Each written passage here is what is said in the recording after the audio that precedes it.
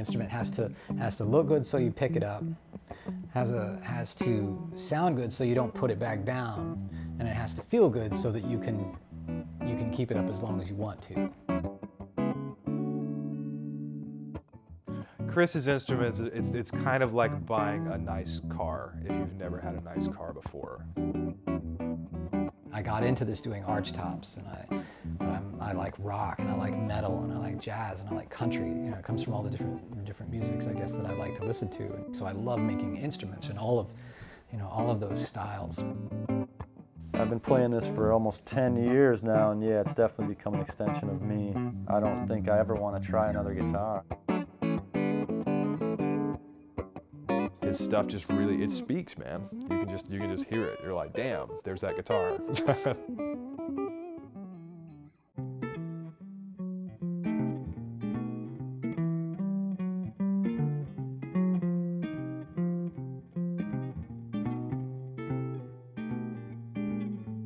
So I'm like maybe, I'm 21, 22 years old at the time, and they have I had to take a woodshop class, and I had just got Bob Benedetto's book, Constructing an Archtop Guitar.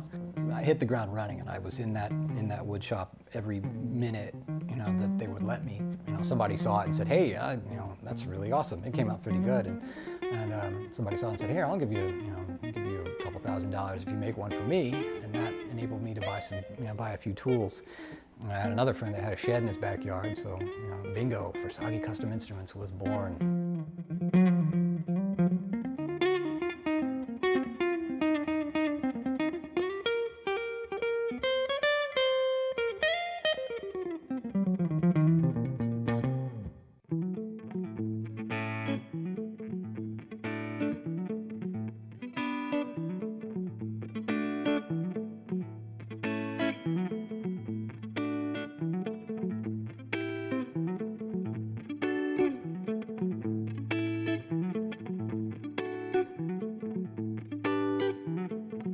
That was the idea. It was like, Chris, I want one of your guitars, ergo guitar, so I can, not do as much damage, or I can play more, longer times, and feel kind of good about it. Man, with Josh's in particular, that guitar was so light, and you kind of forget you have a guitar on at all. It's so light. You're just kind of waving your hands around in front of you, and sounds are coming out. You forget there's a guitar. It's got this nice curve here, so that when you sit down, it hugs your leg perfectly. It's weighted really nicely so that when it hangs, it doesn't want to fall to the front or the back. Just stringing the thing up for the first time is really that's when you really feel it. Just like wow, I made that, and it makes sound. Sonically, when it comes to sounds and tone, I am pretty traditional. I do like the older sounds, but I hate playing older instruments. The human-instrument interaction hadn't had very much time to evolve. Involving the interface with the human being is important, and that's something that needs to be developed. And with all of Chris's stuff, things that are more technically demanding of me, I find like that to be much easier on his instruments. So like anytime I'm like, wow, okay, this is like a fusion gig, or there's a lot of activity between my hands, and high tempos and difficult minefield musical scenarios, like am I able to like trust my instincts in this situation, and does like an instrument have my back?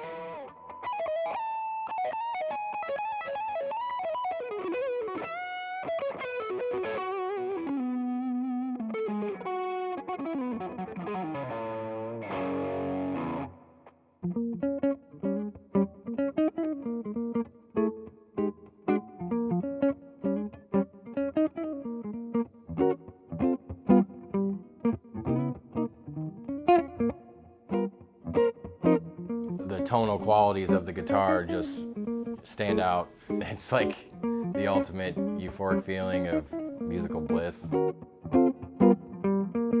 All his instruments, to me, they're extremely clear. They intonate extremely well, and they've all got character. They're all unique. It really affected my playing a lot. It just was an easier experience. I was able to kind of play for longer periods of time. I feel like it helps open up creativity a lot more. Just having something that special to work on. Know that every piece of this guitar has so much love in it that it's like, it would be disrespectful not to play it all the time.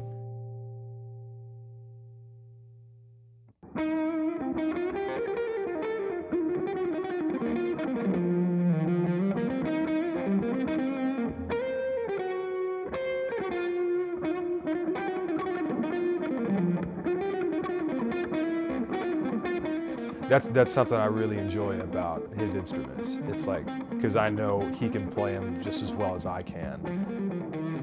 He came down and sat in with us at Stubbs, and it was so awesome because we're both out there playing these Forshages, you know, Forshages.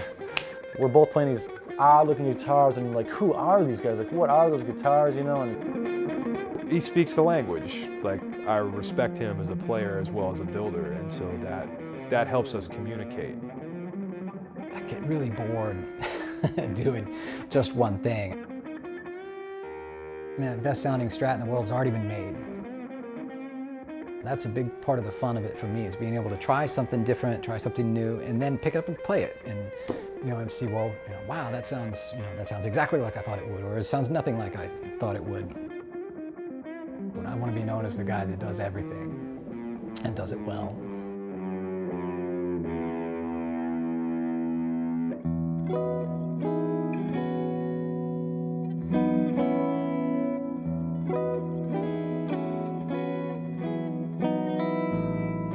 I love when I see a guitar come back to me that's just, just had the crap beat out of it. Munaf from Explosions in the Sky, he sent me a picture of them like headlining Coachella, and he's just beats the crap out of that thing.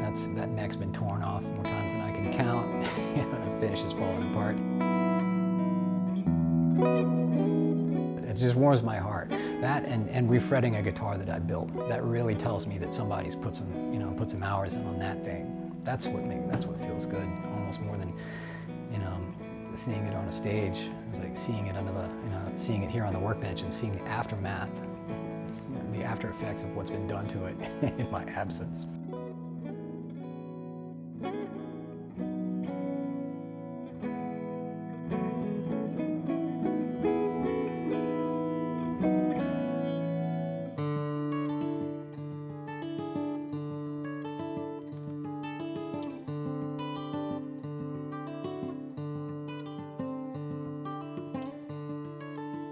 Every guitar I've ever played from Chris is extremely enjoyable to play when it's not, even not plugged up.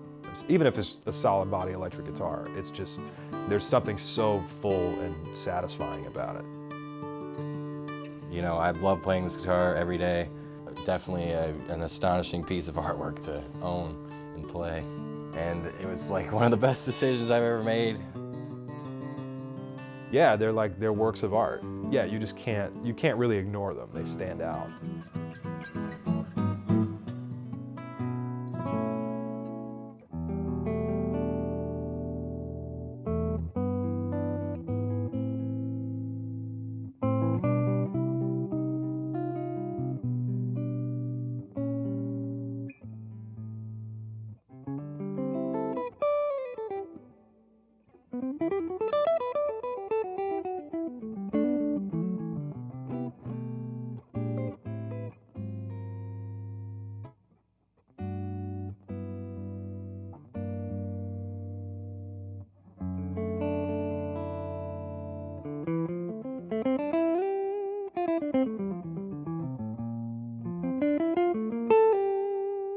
I don't know, my favorite guitar is the last one. Whatever one I just made is that's the one I like the most.